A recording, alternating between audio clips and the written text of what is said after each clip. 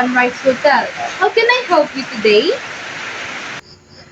Good morning. I have a reservation under the name Cruz. Alright, ma'am. Let me check.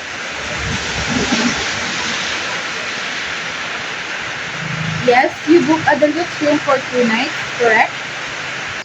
Yes, that's right. May I please see your ID? Here you go. Thank you. All set? Will you be paying by card or cash? By card, please. Great. Your payment is confirmed. Here's your key card. Room 305, third floor. Thank you.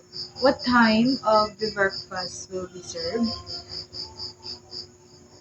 Uh, Breakfast is from 6:30 to 10 a.m. in the morning at the Garden Cafe po. Perfect. I appreciate your help. You're welcome, ma'am. Enjoy your day. Thanks. Have a nice day ahead. You too, ma'am.